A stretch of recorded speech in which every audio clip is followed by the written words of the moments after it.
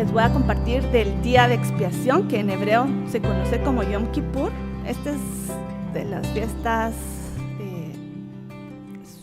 fiesta solemne. Es muy importante esta fiesta en el cumplimiento del Mesías. Y es la sexta. Ahorita, la semana pasada ya les hablé del panorama general, pero ahorita como ya lo tenemos fresco, entonces voy a entrar directamente a lo que es la fiesta.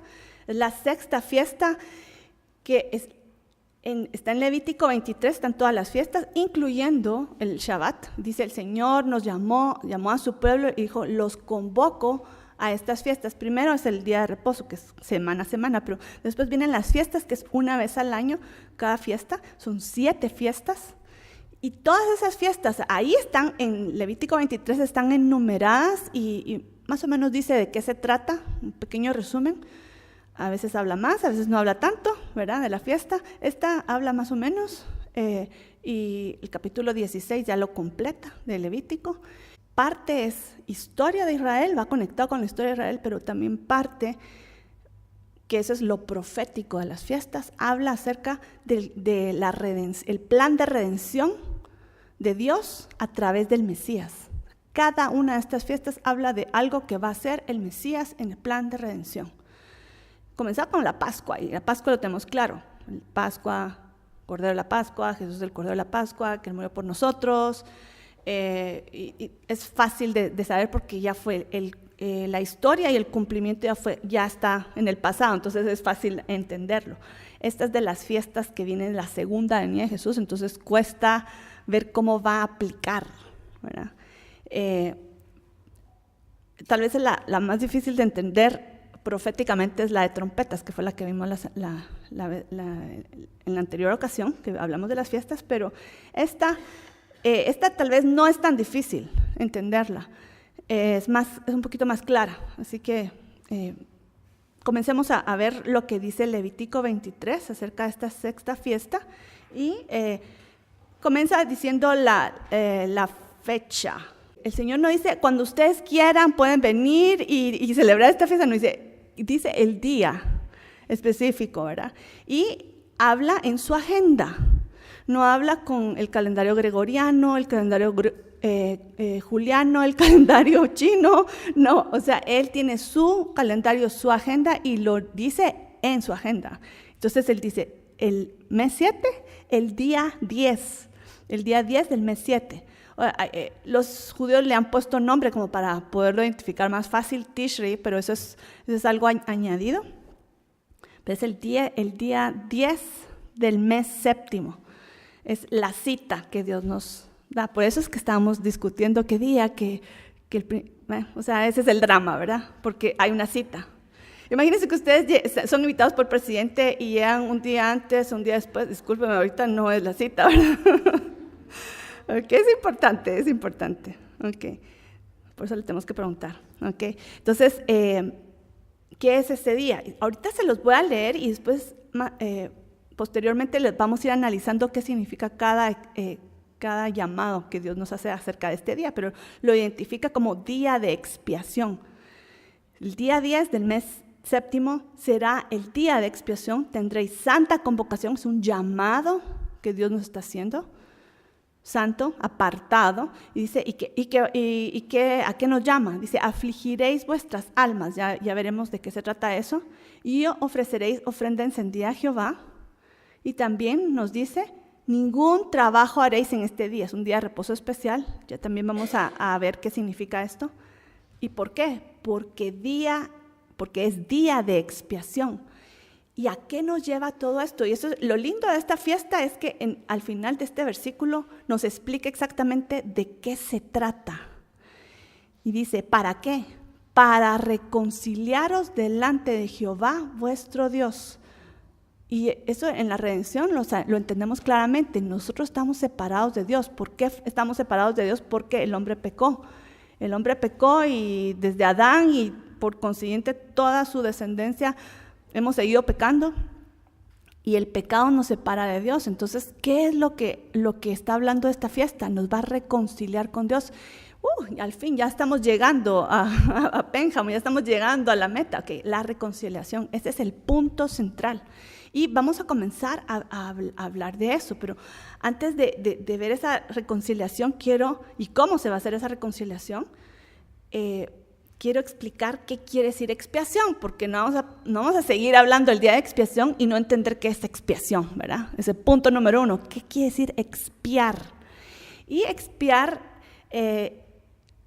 lo vamos a entender como una moneda que tiene dos caras. Ustedes ven una moneda cara y cruz, ¿verdad? Entonces alguien está viendo del lado de la cruz y van a decir cruz, cruz, cruz. Después el otro, cara, cara, cara, cruz, cruz, cruz, cara, cara. Okay, ¿quién tiene razón?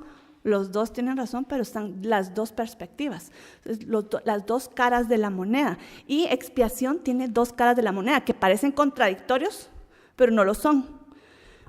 Okay, ¿listos para ver qué quiere decir expiación? Y esta disque contradicción. Okay, expiar es pagar la pena impuesta por un delito cometido. Yo cometí una falta y yo voy a expiar por esa falta con la pena que es, digamos, me robé un costal de harina. Entonces la ley dice, yo tengo que pagar tanto, tengo que devolver más un cuarto, un quinto, ¿ok? Ese es pagar por el pecado, lo podremos resumir, ¿verdad? Entonces, se pecó y tengo que pagar. Eso es expiar, por un lado. Pero, ¿qué dice la Biblia? La paga del pecado es muerte. Entonces, ¿lo que yo tengo que pagar es la muerte? Primero tenemos que entrar en esa conciencia. Lo que todos merecemos por haber pecado es la muerte, ¿ok? Pero también está el otro lado de la expiación, que va de la mano, pero dice, expiación también es borrar la culpa por medio de algún sacrificio. Ok, ¿se va a pagar la pena? Sí, pero alguien más la va a pagar, no yo. Okay, entonces ven, son los dos lados de la moneda. Son los dos lados de la moneda. Y de eso se trata la expiación. Tenemos que entender esto. O sea, si se hizo un pecado, se tiene que pagar. Y eso es lo que dice Romanos. Romanos dice, bueno, ¿quiénes pecaron en esta vida? En esta historia de la humanidad. La Biblia es clarísima. Dice, por cuanto todos pecaron. ¿Y qué causa, qué provoca ese pecado? Destitución de la gloria de Dios. Nos apartamos de Dios, fuimos separados.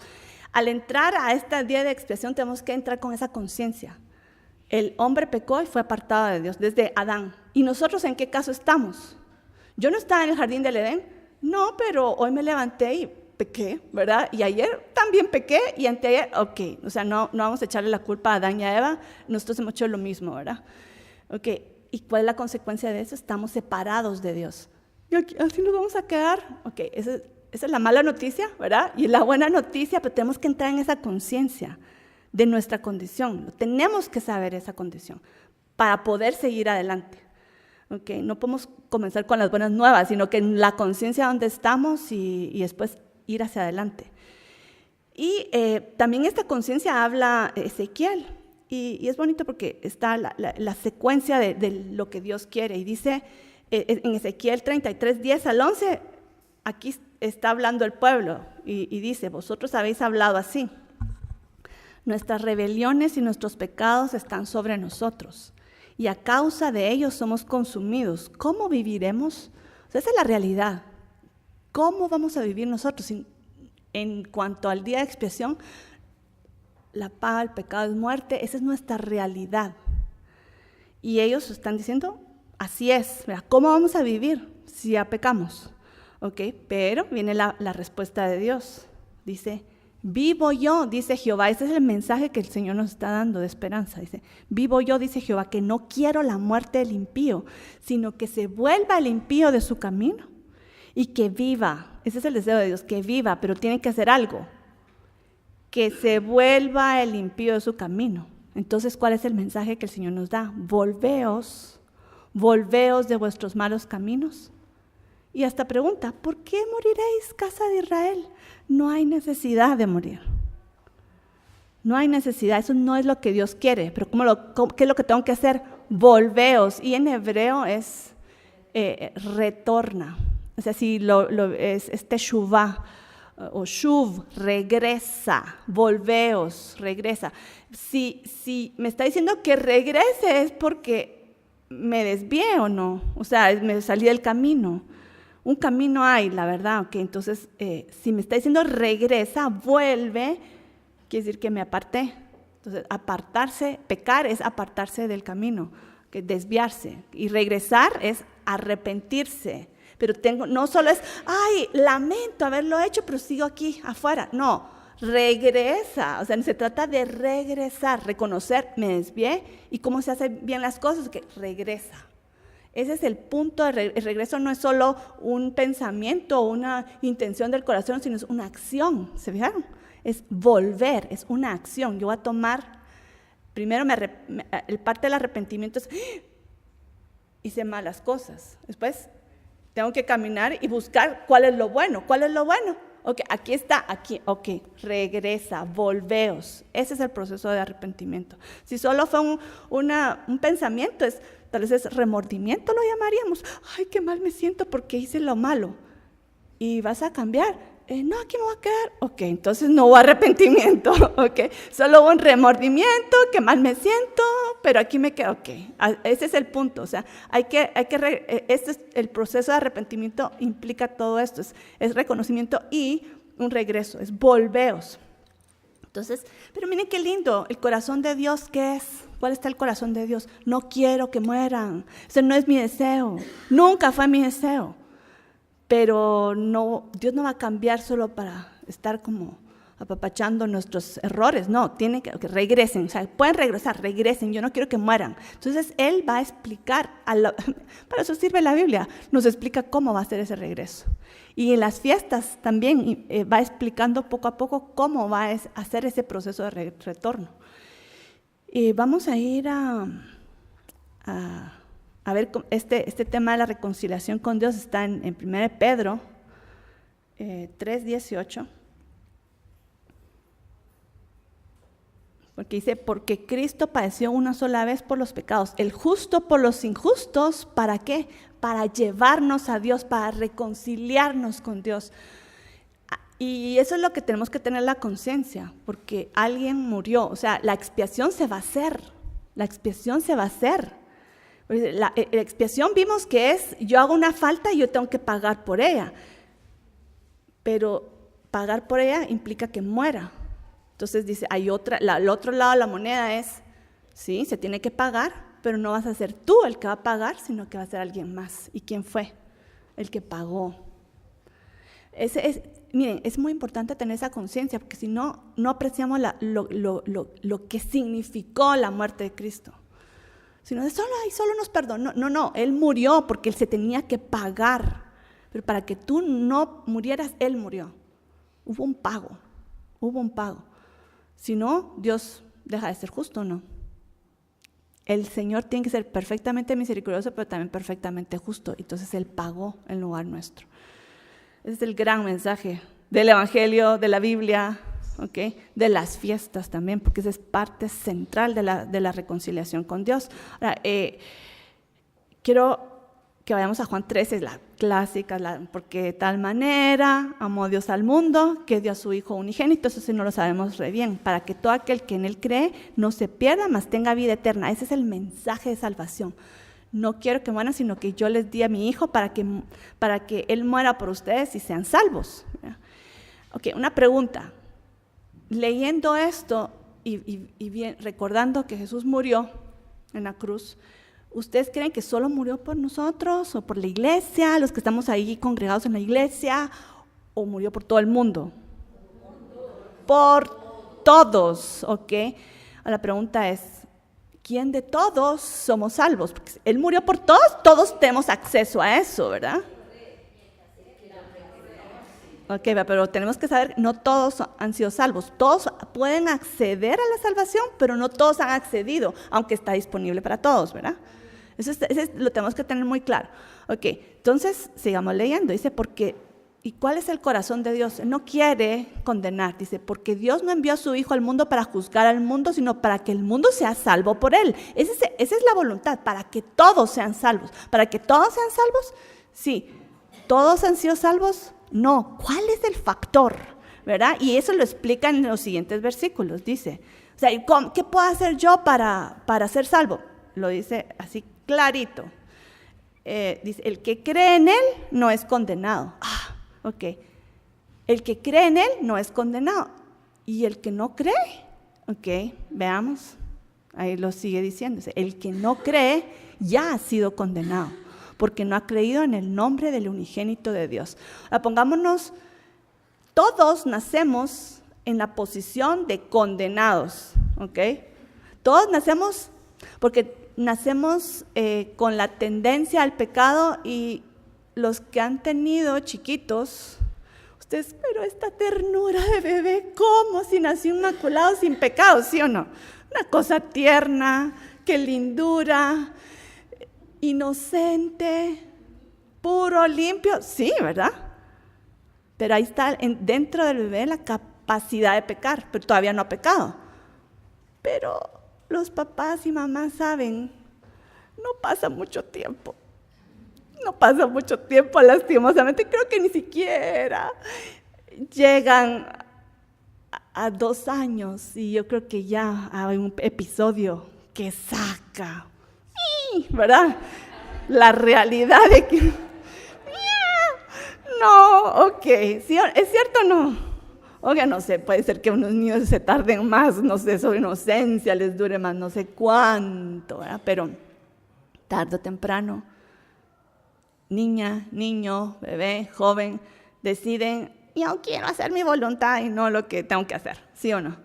Ok, tarde o temprano, ahí está la tendencia, y algún día alguien, niña, niño, joven, deciden pecar, ok. Entonces ya nos volvemos igual que Adán, es lo mismo, y entonces la historia se repite y así pasamos, historias repitiéndose. Entonces todos estamos en esta posición de condenados, ¿ok? Porque quien peca, muere. Esa es la ley, ¿verdad? Esa es la ley del universo. La paga del pecado es muerte, ¿ok? Si yo pequé, pero es que solo tuve envidia. Ok, eso no importa.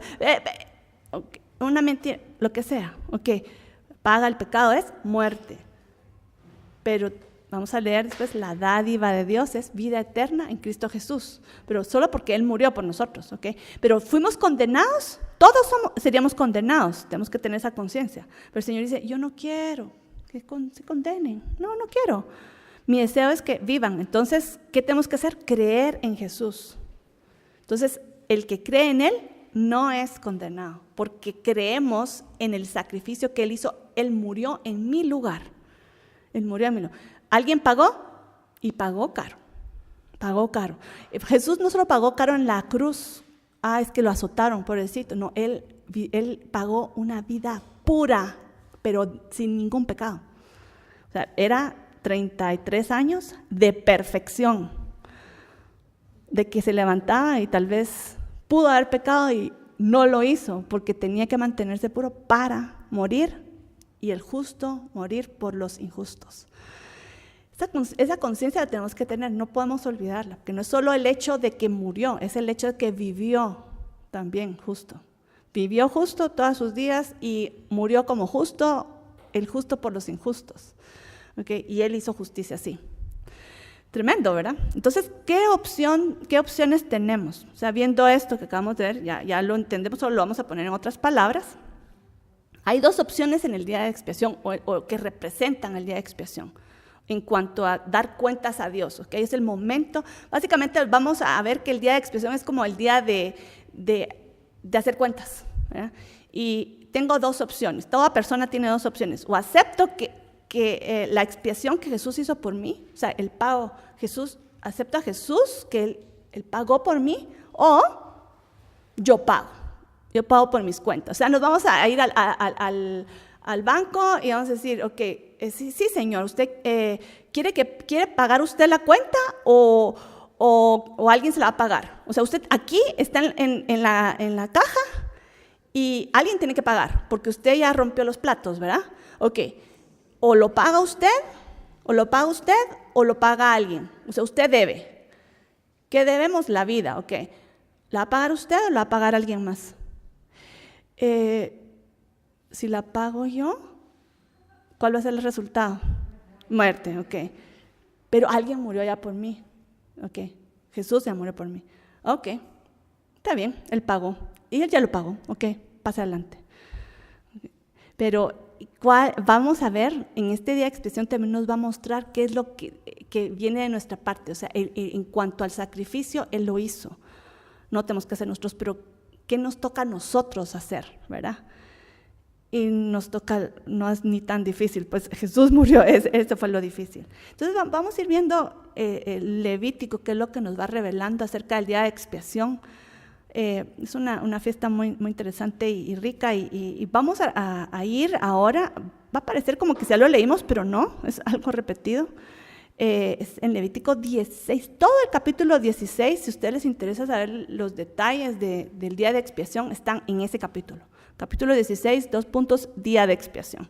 Y habla de la ceremonia que se hacía y todo, pero quiero que vayamos al versículo 29, vamos a leer hasta el 31, que describe más o menos la esencia. Y si se fijan, ahorita cuando yo hablo de las fiestas, a mí me gusta explicar la esencia de las fiestas, el significado.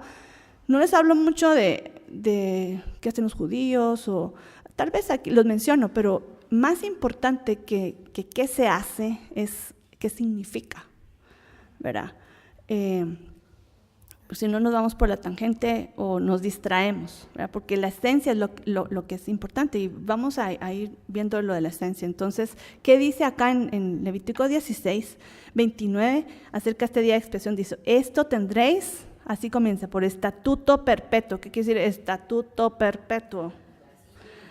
Para siempre, perpetuo es para siempre. Ay, ok, pues yo pensaba que ya acabó. No, es para siempre esto. Ok.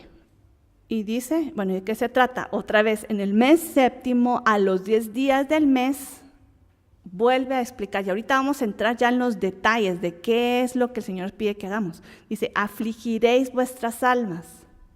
Ninguna obra haréis, ni el natural, ni el extranjero. Yo pensé que solo eran los israelitas o los judíos. No, o sea, me está diciendo acá que es eterno, es para siempre, estatuto perpetuo, y también el extranjero. Yo soy extranjero, soy guatemalteca, pero me estoy acercando al Dios de Israel. Yo creo en el Dios de Israel. Ok, entonces también me incluye a mí, ¿no? Ok, estoy leyendo esto, ¿no? Ok, entonces afligiréis vuestras almas, ninguna obra haréis, ni el natural ni el extranjero. ¿Por qué? Porque en este día se hará expiación por vosotros y seréis limpios de todos vuestros pecados delante de Jehová. Y después vuelve a decir de reposo. Día de reposo es para vosotros. Afligiréis vuestras almas, nos vuelve a decir. ¿Qué es lo que tienen que hacer ustedes? Reposen. Eso nos va a costar, ¿verdad? Reposen y afligiréis vuestras almas. Ok, ya vamos a explicar qué se trata de eso. Y vuelve a decir, es estatuto perpetuo. Ok, estatuto perpetuo. Entonces, ¿qué es lo que tengo que hacer? Aquí lo acabamos de leer. Humillaréis, afligiréis vuestras almas. Humillaréis vuestras almas, es otra forma de decirlo. Y otra cosa, no haréis obra alguna. Las dos cosas. Ok, vayamos una por una. ¿Qué significa humillar el alma, afligir el alma? La palabra hebrea es aná y se puede traducir de diferentes formas: deprimir, abatir, afligir. Por eso es afligir vuestras almas o humillar vuestras almas, debilitar, quebrantar. Esta última me gusta, yo creo que lo resume todo, ¿va? Someterse, ok, humillarse, someterse, okay, ahí ya estamos entendiendo más claramente. Y en la interpretación, que vamos a ver que hay un versículo que lo conecta, se traduce, o sea, pero ¿cómo la puedo hacer en términos prácticos? O sea, ¿qué es lo que tengo que hacer? O sea, no entiendo cómo me deprimo, cómo me abato, cómo me aflijo, cómo se hace eso, ¿verdad? ¿Cómo se hace? Lo han interpretado como oración, pero sobre todo ayuno. El ayuno es clave. ¿Saben que el ayuno es un ejercicio físico? Es algo que hacemos físicamente, o sea, dejamos de hacer físicamente, dejamos de comer, pero es un ejercicio espiritual. Porque todos los días nos dejamos llevar por nuestra alma, nuestra carne. Tengo hambre, le doy de comer, tengo sueño, le pongo a dormir, ya me aburrí, me pongo a hacer algo. O sea, siempre estamos como pendientes de qué es lo que sentimos y lo hacemos, ¿verdad?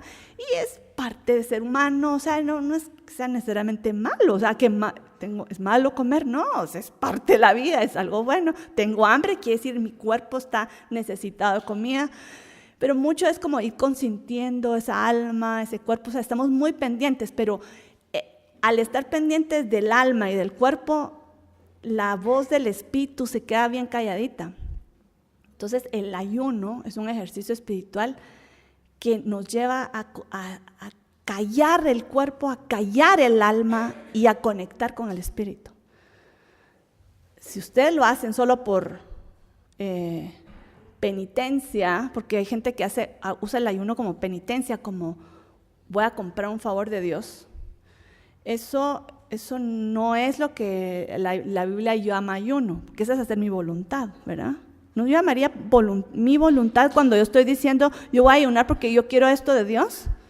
¿La voluntad de quién se está haciendo? La mía. Ok, entonces eso no es el ayuno bíblico. El ayuno bíblico, Isaías 58, ¿qué dice? Ustedes hacen ayuno como que tratando de retorcer el brazo a Dios, como haceme esto. Entonces, eso no es el ayuno que yo os pido, sino que ustedes se sometan a Dios, o sea, le pregunten qué es lo que tú quieres. Eso sí es el ayuno bíblico. Okay. Entonces, ¿qué es el ayuno? Es callar el cuerpo, callar el alma. No estoy buscando mi voluntad, sino que estoy buscando la voluntad de Dios. Entonces, estamos ayunando y ¿qué es lo primero que preguntamos? Señor, ¿qué quieres? ¿O no? ¿Verdad? Ese es lo primero, es buscar la voluntad de Dios. Si no están haciendo dieta, si no están haciendo su voluntad, es buscar la voluntad de Dios. ¿Okay?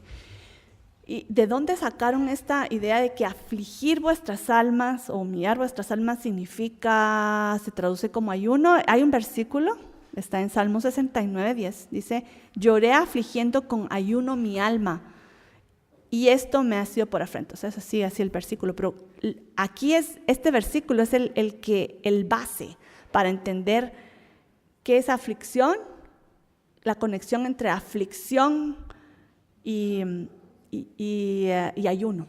Okay. Lloré afligiendo con ayuno mi alma. Si quieren alguna referencia, aquí está.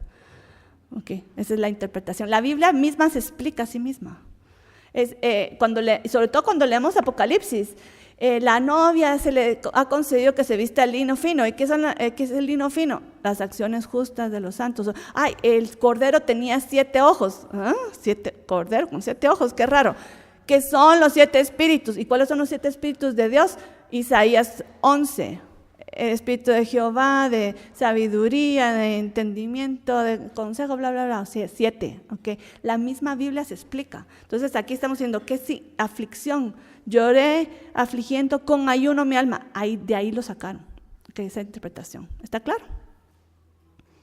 Y tiene sentido, la verdad. Tiene mucho sentido por el ejercicio que les estoy explicando lo que significa ayunar. Tiene mucho sentido con lo que es aflicción, humillen sus almas en este día en que vamos a pedir perdón. Ok, claro.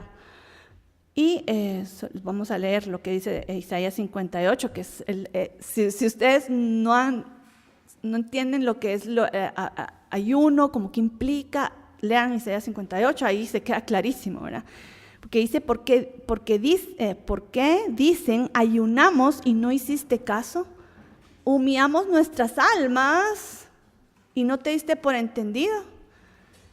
He aquí en el día de vuestro ayuno buscáis vuestro propio gusto y oprimís a todos vuestros trabajadores. O sea, ¿qué es lo que Isaías está diciendo? Esto no es el ayuno. Ustedes están ayunando para hacer su voluntad y el ayuno es para buscar la voluntad de Dios.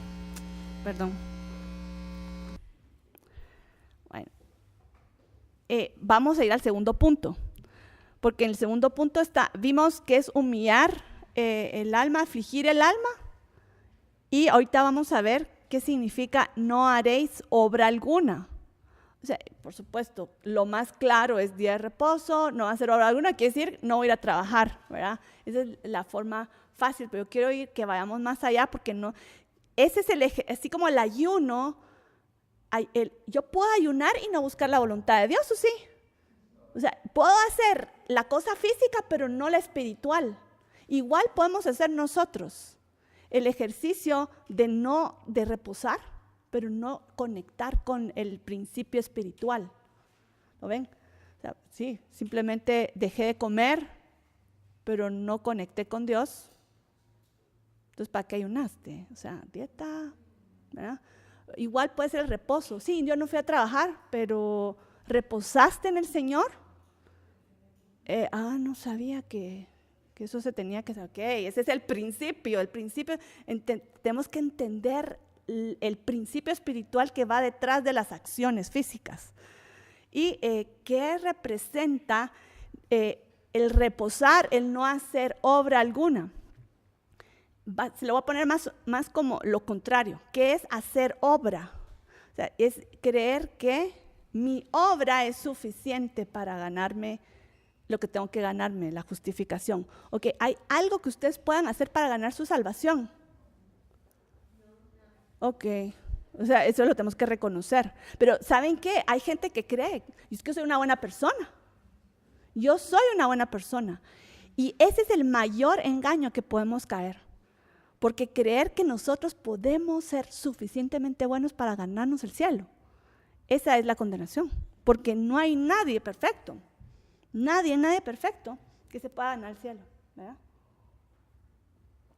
Entonces, ¿cómo aplica este principio del reposo en este sentido? Ok, si sabemos que no hay obra alguna que pueda hacer para salvarme, ¿cómo reposo? O sea, ¿cuál es el principio? Y esto es como, vamos a ver varios principios de qué es reposar en Dios. Reposar en Dios es soltar el control. Y eso es lo contrario que nos está enseñando el mundo. El mundo dice, controla tu vida y tu situación. No, soltar el control. Confiar en Dios, no en lo que nosotros hacemos. ¿Verdad? Estos retos son tremendos, o sea, y eso implica reposar. Sí, ok. Y descansar en Él, o sea, todo esto, ese es el reposo, descansar en lo que Él hace, no en lo que yo hago. Y hay gente que dice, yo estoy cumpliendo el día de reposo, y yo, por mi cumplimiento es que yo estoy, si por tu cumplimiento estás ganándote algo, ya no estás reposando, porque tú crees que te lo estás ganando. Es que si yo no levanto cosas pesadas, yo no hago esto, yo no hago aquello. Entonces tu mérito o sea, es tu mérito, el reposo es tu mérito. Eso no es reposar, eso es trabajar. Hiciste algo para ganarte ese reposo. No es lo contrario, el principio es reposar, es decir, nada de lo que yo pueda hacer es suficiente. Me relajo y digo, wow, todos los días, o sea, yo hago mi esfuerzo por ser una buena persona. Sí, bueno, eso lo tenemos que hacer, ¿verdad? Porque eso es parte de volver, eso es parte del teshuvá, eso es parte del arrepentimiento. Es que nosotros tenemos que hacer un esfuerzo por dejar de hacer nuestra voluntad y hacer la voluntad del Padre. ¿Eso es algo bueno? Sí. ¿Es lo que Dios quiere? Sí, Él me está diciendo, vuelve, ok. Pero al final del día o al final de la semana, se podría decir, digo yo, ¿saben qué? Ni porque haga el mayor esfuerzo puedo hacer lo perfecto. Entonces al final digo yo, lo que esté en mis manos voy a hacer. Pero más que eso, yo no puedo. Yo reposo en el Señor, porque Él es el que me da el poder, el querer y el hacer. Él es el que me va a dar todo. Entonces me relajo y no pretendo que yo pueda ser perfecta, porque nunca lo voy a hacer. Nunca lo voy a hacer. Entonces, ese es el reposo espiritual. Y soltamos el control y confiamos en Dios y descansamos en Él. Es el principio que va detrás de reposar. Y esto es muy importante en el día de expiación. Por eso es que el Señor dice, el día de expiación descansa. Y físicamente vamos a hacer, no vamos a trabajar, ¿verdad? Pero sobre todo el mensaje espiritual tenemos que entender, no es por mis obras, no es por mí lo que yo haga que yo voy a lograr la expiación. Es por lo que Jesús hizo por mí. ¿Estamos claros? O sea, eso es lo importante. Y la gente se traba con es que yo sí estoy cumpliendo, yo estoy haciendo de derecha a izquierda, izquierda a derecha, aquí a allá, que hago este paso, que no es eso.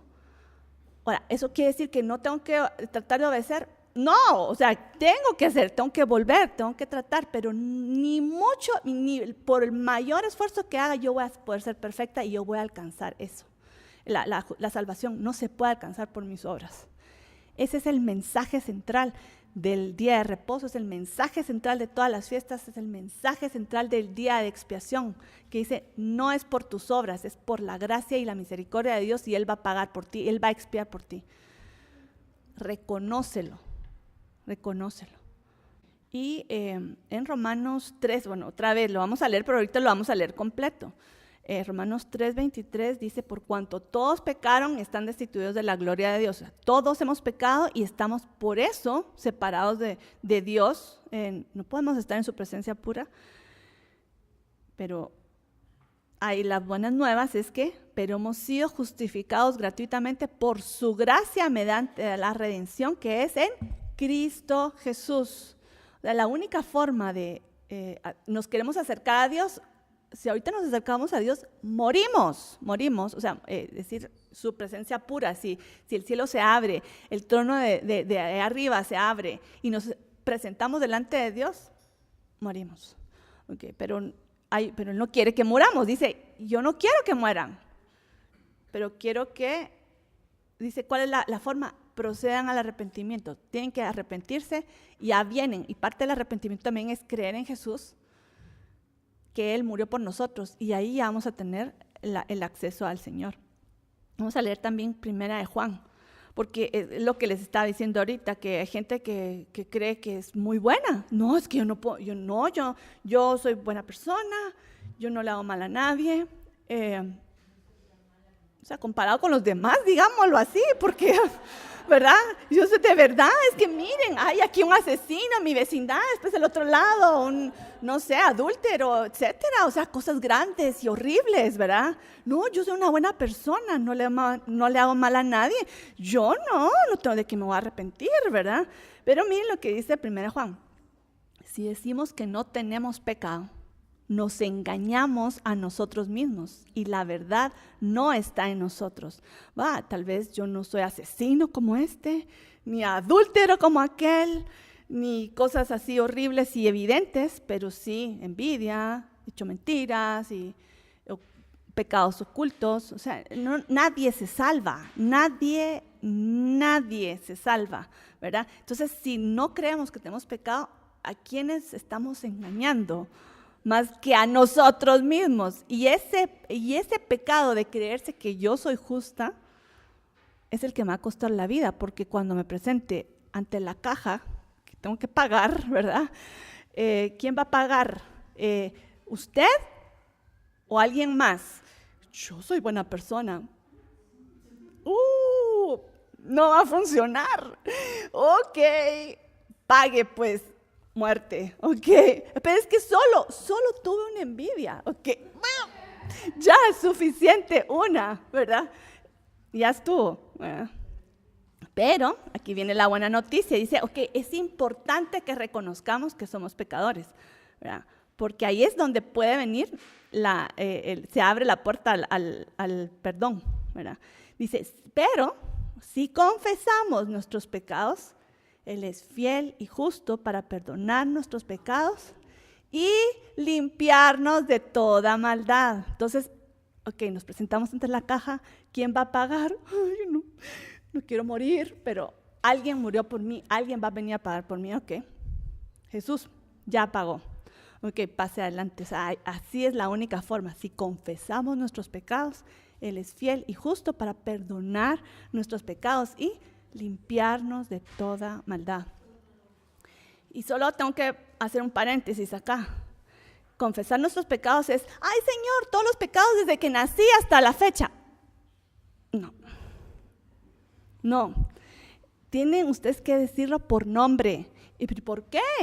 ¿Verdad? Porque si no, no se cubre. Es porque si no, el parte del confesar también va acompañado de arrepentimiento. Es decir, yo reconozco que mentir es malo.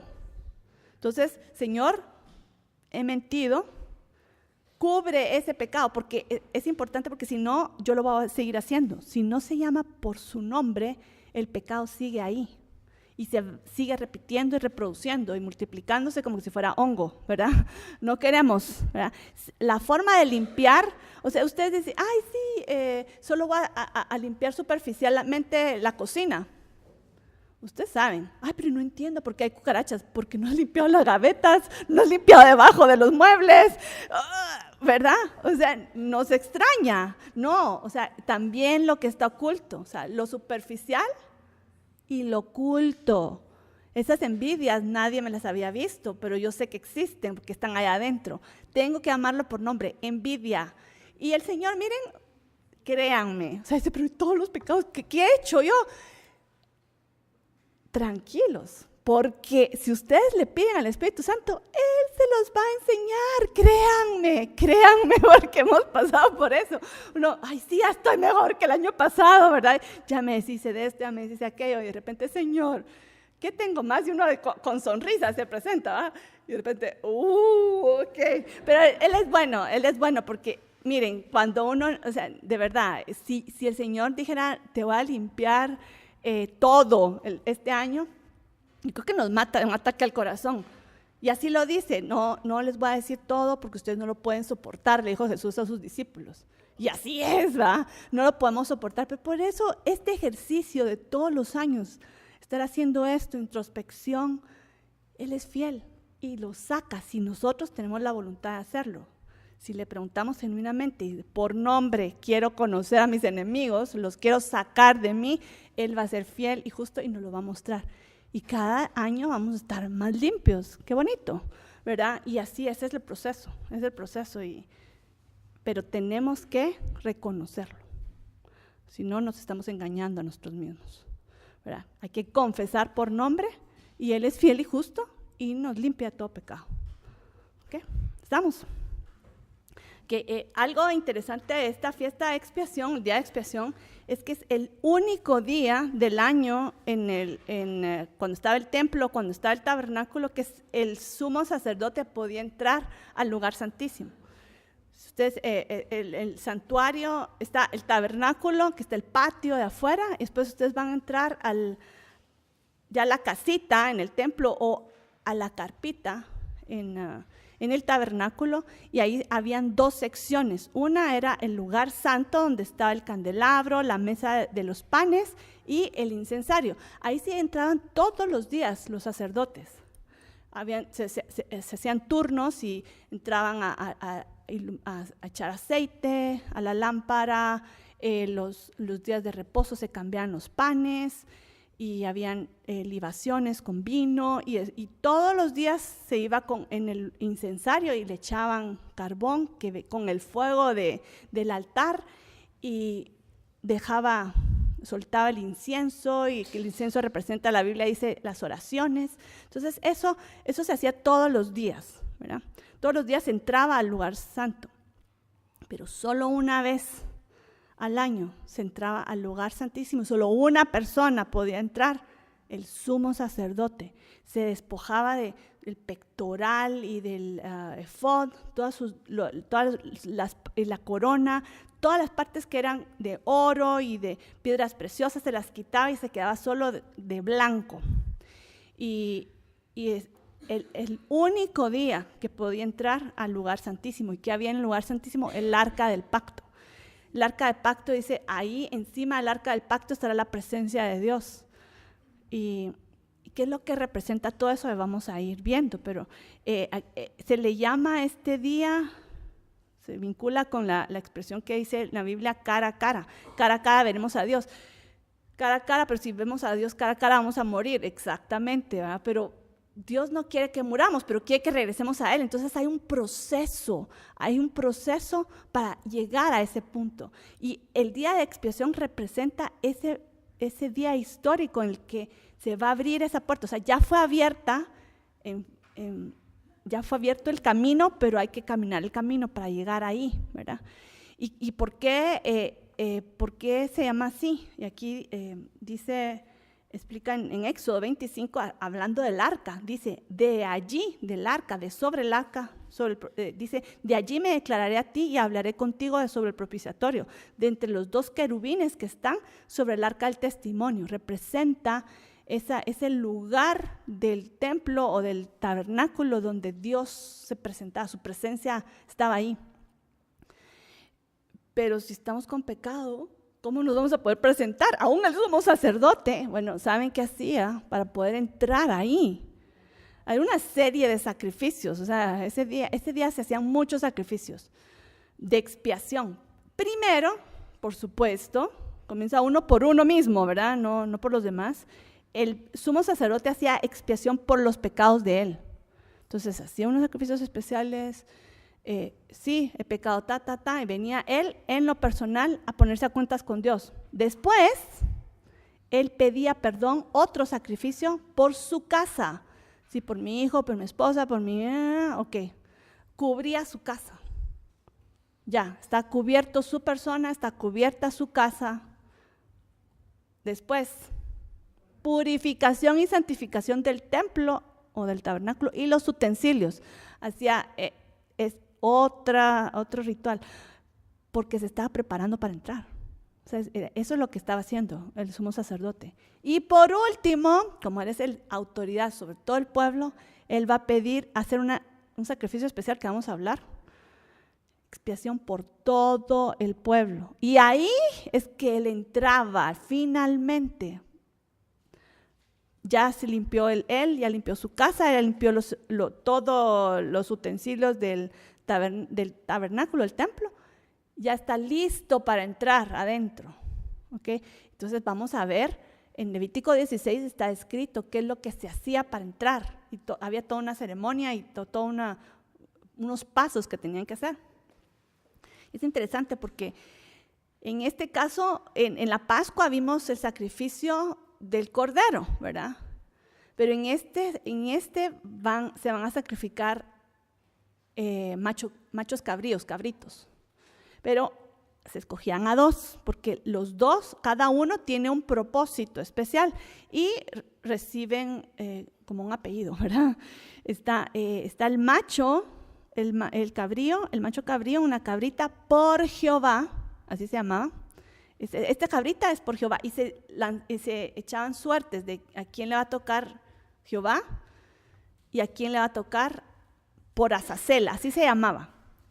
Un cabrito va a ser cabrito por Jehová y otro cabrito por Azazel. Ya les voy a explicar cada cual, qué es el destino de cada quien. Bueno, los dos van a morir, solo les advierto, se preparan, pero en diferente forma y por diferente propósito, ¿verdad? Entonces, uno es el primero, es el que se escribe, es por Jehová. ¿Qué se hacía con este?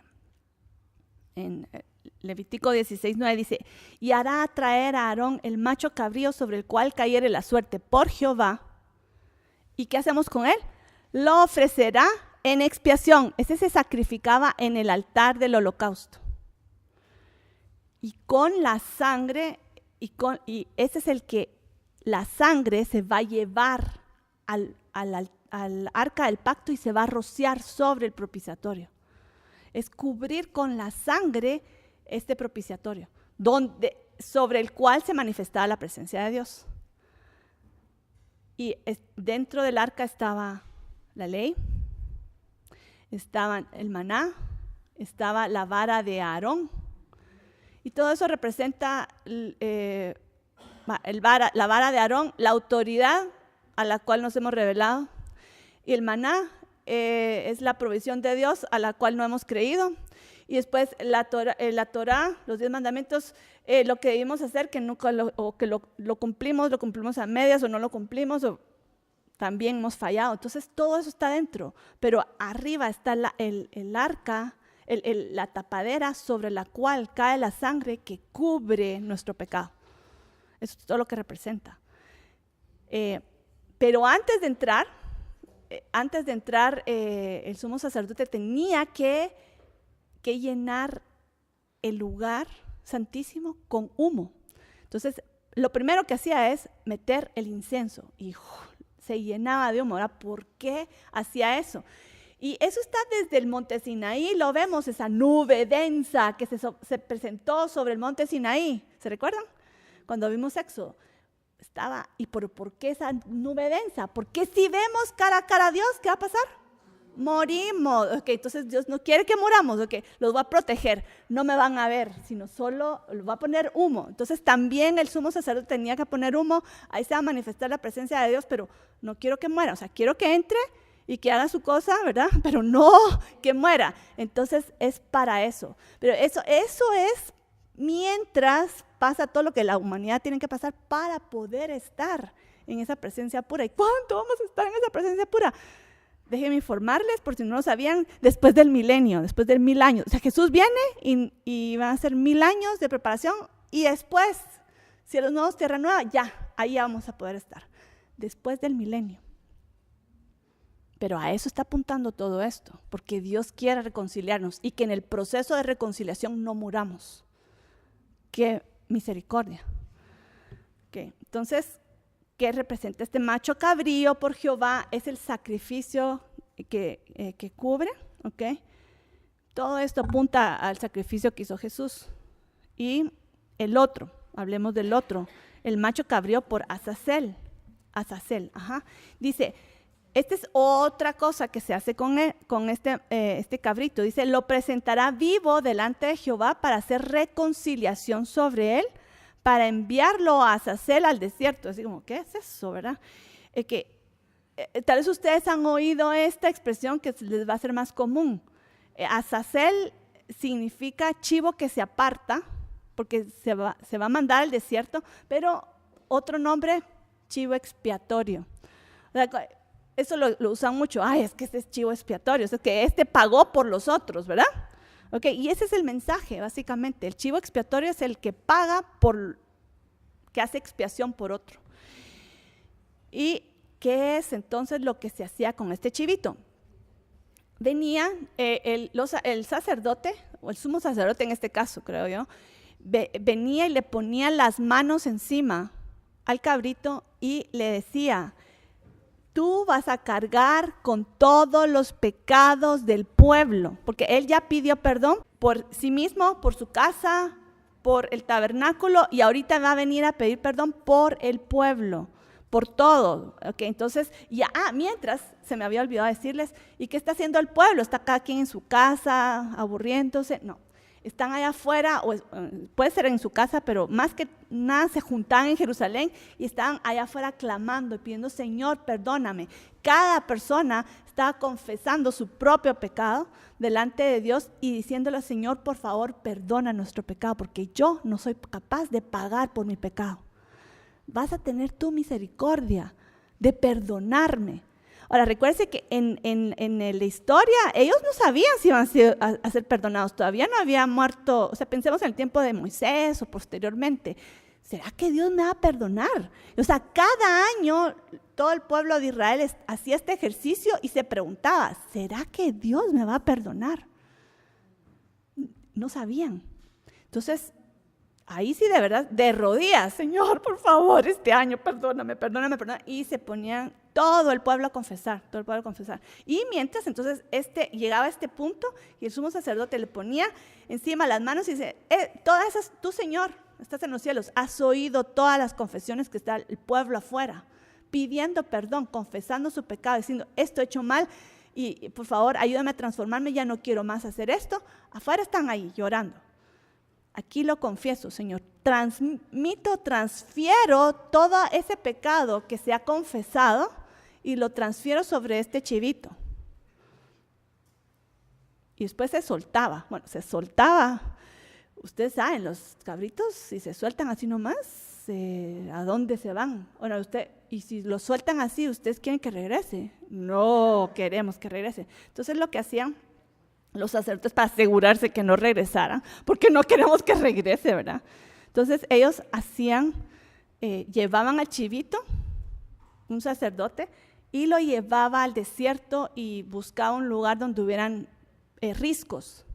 Entonces así como que, ¿verdad? Así, hey. Y el cabrito así, ¿verdad? Como que, ¿a dónde me estás llevando, verdad? Ese es el riesgo.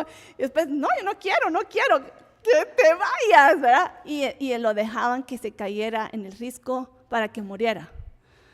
No querían que regresara, o sea, había una razón. Ahora, algo interesante que sucedía, se moría. Es que ellos querían asegurarse que se muriera, porque realmente era preocupante que regresara, ¿no? ¿No les parece? O sea, cuando uno pasa por proceso de arrepentimiento, uno está, ay, sí, te pido perdón porque he mentido, ¿ok? Para que mañana regrese, no, ¿verdad? El arrepentimiento tiene que ser, si me estoy arrepintiendo es que yo no quiero que regrese eso. Ya el próximo año como que tendré que tratar con otros asuntos, ¿verdad? Pero no queremos que regrese el pecado, o sea, esa es la idea, que no regrese.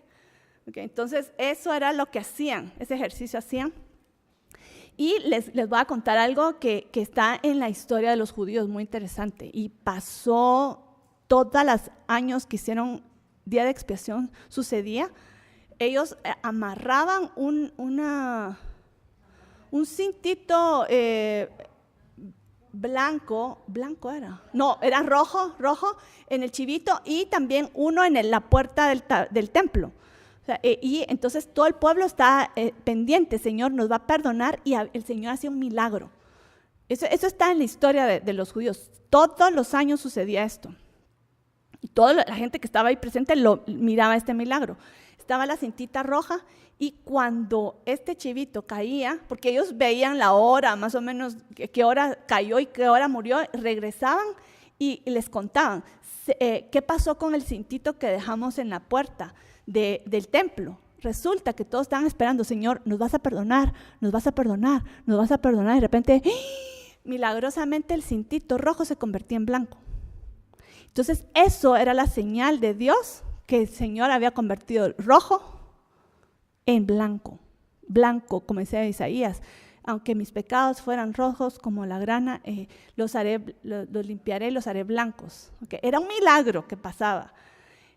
Curiosamente, no, o sea, es histórico. Josefo lo escribió, Josefo y otros historiadores lo escribieron, pero Josefo, oigan este dato, es que todavía da más escalofrío, porque dice que todos los años pasaban, pero de repente hubo unos años que no pasó. El año 30 en adelante, después de Jesús ya no se convirtió en blanco. ¿Por qué? Porque ya había sido cubierto. ¿Se dan cuenta? Ahora, Josefo lo cuenta como, ay, qué raro, Dios nos está perdonando. Y nosotros, sí, el año 30 después de Jesús, cuando Él murió, claro que nos hace sentido, ¿verdad? O sea, era un mensaje subliminal que no todos captaron, ¿verdad? Pero qué lindo, o sea, qué lindo que está apuntando hacia eso, ¿verdad? Y sí, Dios hace milagros, interesante, ¿verdad?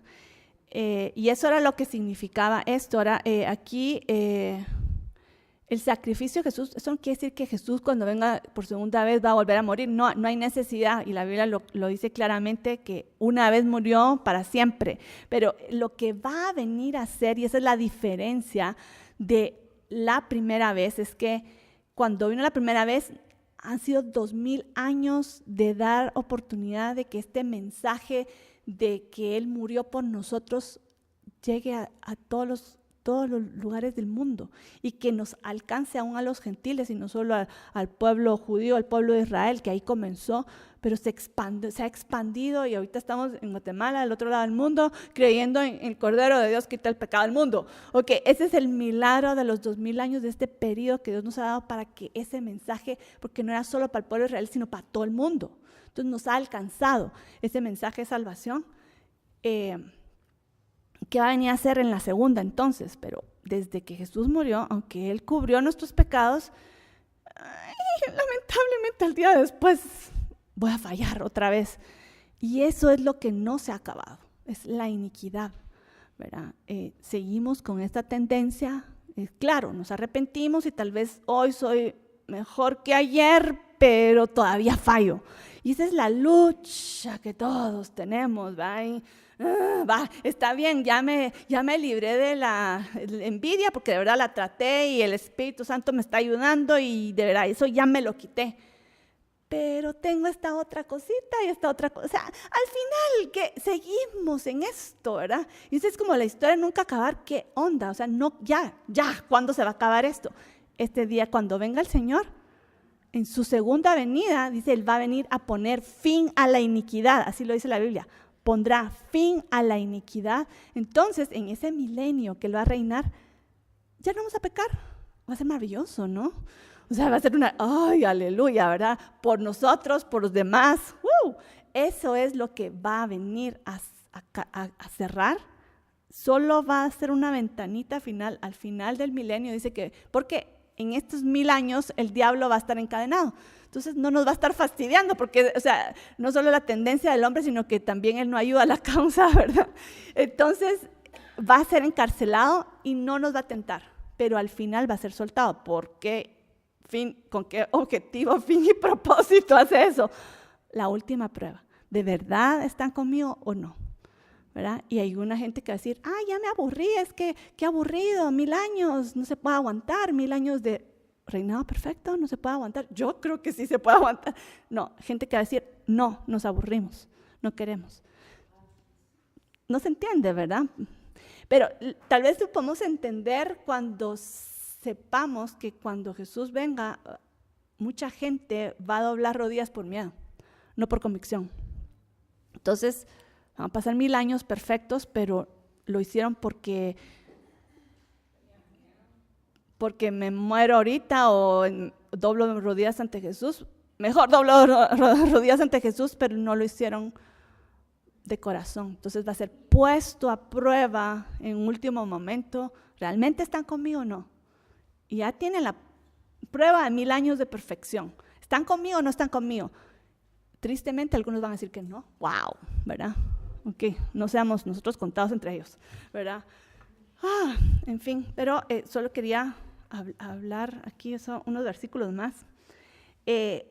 La muerte de Jesús, ahí fue el sacrificio en su primera venida. Y en ese momento hubo algo que no nos puede pasar por alto porque tiene que ver con el día de expiación, nos está apuntando hacia este momento, es que cuando Jesús murió se partió el velo. Se partió el velo y se abrió el camino hacia llegar, o sea, su sacrificio nos abre el camino. Y dice en Hebreos 10, 19, dice, teniendo libertad para entrar en el lugar santísimo por la sangre de Jesús, Él nos abrió el camino, dice, y sigue diciendo, y teniendo un gran sacerdote sobre la casa de Dios, que es el Mesías, Jesús, dice, pero eso es lo que nos toca a nosotros, ¿verdad? Eso es lo que no leemos. Sí, nos abrió el camino. ¿Y cómo nos acercamos a Dios? Que sigamos leyendo, dice, acerquémonos con corazón sincero, en plena certidumbre de fe, porque nuestra fe al acercarnos a Dios, que no vamos a morir, es porque alguien pagó por mí, ¿verdad? Entonces tenemos fe, pero también con corazón sincero, purificados los corazones de mala conciencia, es lo que nos toca a nosotros. O sea, eso es lo que nosotros tenemos que hacer. Hemos pecado, esto es lo malo, lo tenemos que sacar de nuestra vida, es la conciencia, ese es el ejercicio que tenemos que hacer en el día de expiación. Y cuando venga, ya en la segunda vez, lo que nos va a hacer es, nos va a encontrar, o sea, ese es el ejercicio que estamos haciendo. Bueno, va a venir el Señor, no sabemos si va a ser este año o cuándo va a ser, pero cuando nos venga, que nos encuentre de rodillas, que nos encuentre de rodillas y vamos a estar listos para recibir, porque ese día Él se va a presentar, cuando vino en su primera venida, vino como el Cordero de Dios que quita el pecado del mundo, pero ahorita va a venir como Rey, el Rey y Juez, va a venir a pedir cuentas.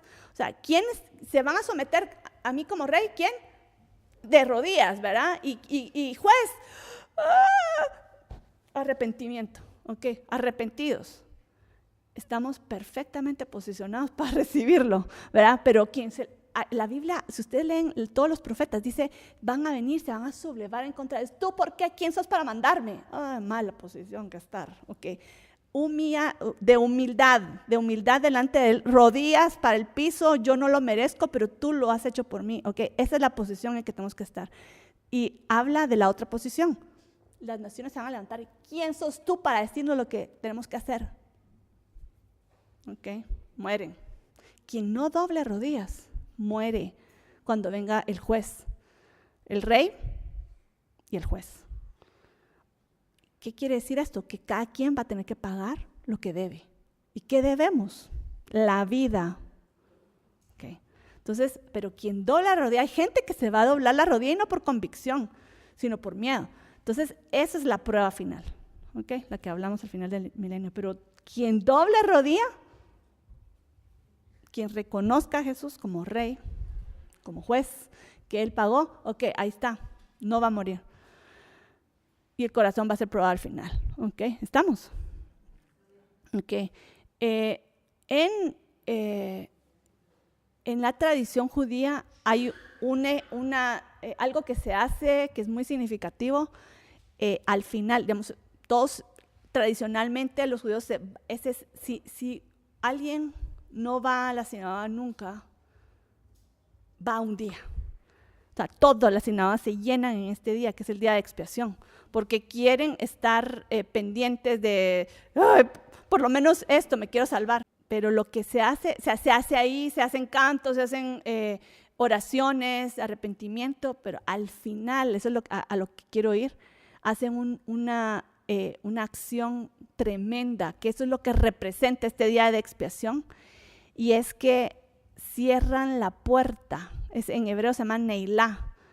Se cierra la puerta, o sea, está abierta, todos está la opción arrepiéntanse, y de repente al final del día, ¡fapam!, se cierra la puerta. Eso es lo que sucede todos los años. O sea, este es un ejercicio que está escalofrío. Quien entró en esa puerta y quien se arrepintió, vamos. Quien no se arrepintió y no entró en el arrepentimiento, en la puerta del arrepentimiento, se acabó. Cuando Jesús venga, si alguien cae de rodillas, se arrepintió. Quien no se arrepintió, ya se acabó la larga. De mañana tal vez me pueda arrepentir. Alguien le decimos hoy, ¿estás dispuesto a arrepentirte? Tal vez, maybe mañana, no sé, pasado, ¿verdad? Ok, pero ¿tendrá todavía la oportunidad? No sabemos, mientras que Dios le dé vida. Sí, ¿verdad? Pero mañana, pasado, la próxima semana, pero cuando venga, aquí ya se cerró la puerta, ya no hay más oportunidad. Esto representa eso. Por eso es que la Biblia describe este día. Si ustedes leen la Biblia y se encuentran con el día del Señor, eso es. Y dice siempre, Joel, día del Señor temible, terrible. ¿Por qué? Porque es el día de dar cuentas. Es el día, como el día en cuanto al juicio, el día final. Es tremendo, pero a esto se refiere. Y cuando se acaba el día, se acabó la oportunidad. Este día se cierra y ya no va a haber más oportunidad. ¿Okay? Eso es lo que representa, por eso pesa tanto. Ahora quiero que vamos a cerrar con Isaías 55, que es hermosísimo. Y para mí que esto resume todo el mensaje del día de expiación.